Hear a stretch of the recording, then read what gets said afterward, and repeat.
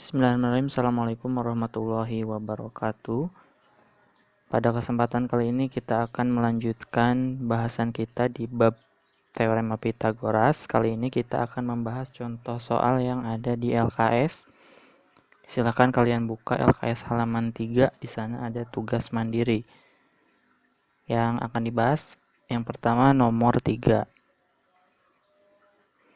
Sebuah tiang tingginya 12 meter, berdiri tegak di atas tanah datar.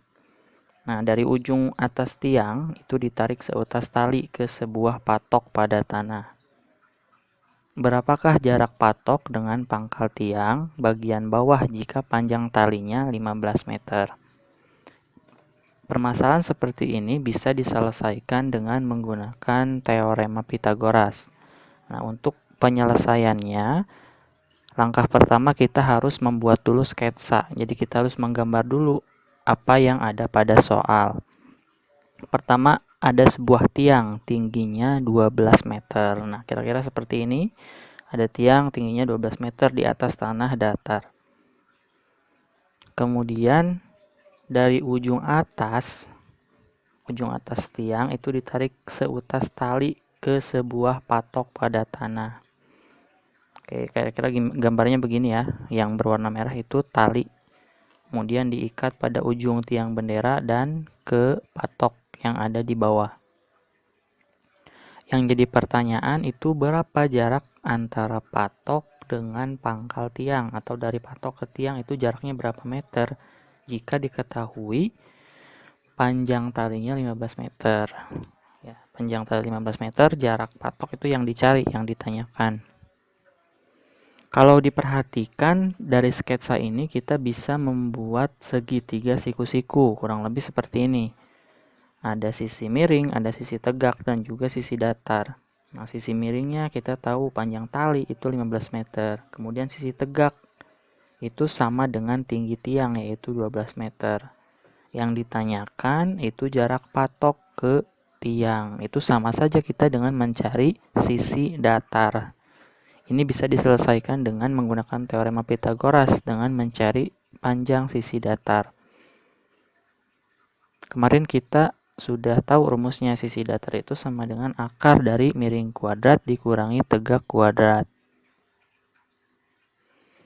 Miringnya 15 meter, berarti akar dari 15 kuadrat dikurangi tegaknya 12, berarti 12 kuadrat. 15 kuadrat itu sama dengan 15 kali 15, hasilnya 225. 12 kuadrat itu sama dengan 12 kali 12, hasilnya 144. Dikurangi dulu, 225 kurangi 144, hasilnya 81. Jadi datarnya itu akar 81. Akar 81 itu sama dengan 9. Sudah ketemu jawabannya, maka tinggal kita simpulkan. Jadi jarak patok ke pangkal tiang itu 9 meter. Oke, contoh soal selanjutnya atau soal yang di LKS yang akan kita bahas yaitu nomor 5 ya, maaf di sini ada salah penulisan. Nomor 5 itu sebuah kapal berlayar ke barat sejauh 80 km. Kemudian ke arah utara sejauh 60 km. Hitunglah jarak kapal sekarang dari jarak semula. Sama seperti sebelumnya, kita buat dulu sketsa atau gambar. Pertama yang harus kalian tahu itu tentang arah angin ya, utara di mana, barat dan selatan itu di mana.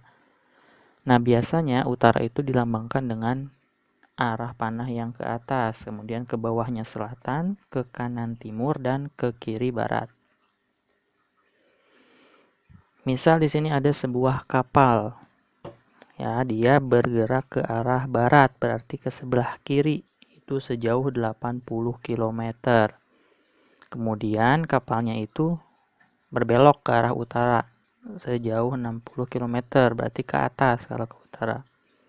Nah, yang jadi pertanyaan itu jarak kapal awal ke jarak kapal yang sekarang telah berpindah, atau seperti ini, jarak kapal semula ke kapal yang sekarang setelah bergerak.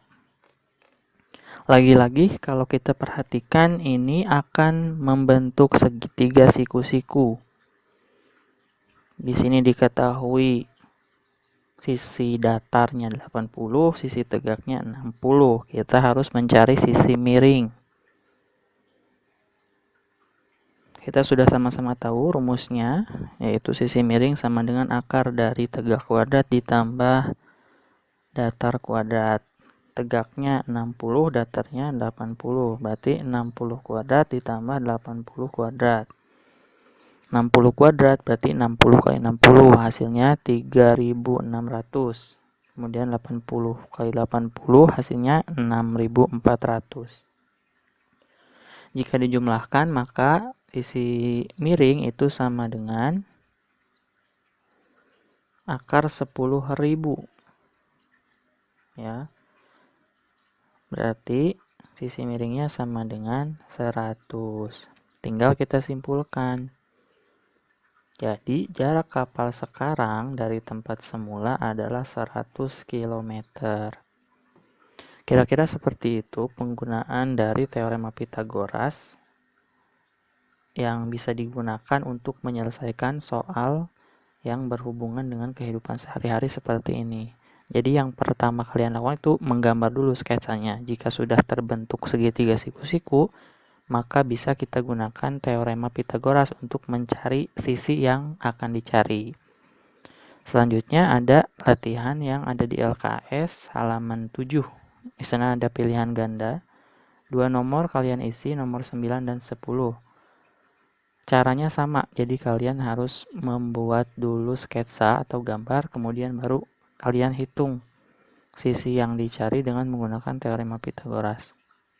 Demikian untuk pembelajaran kali ini. Terima kasih atas perhatiannya. Assalamualaikum warahmatullahi wabarakatuh.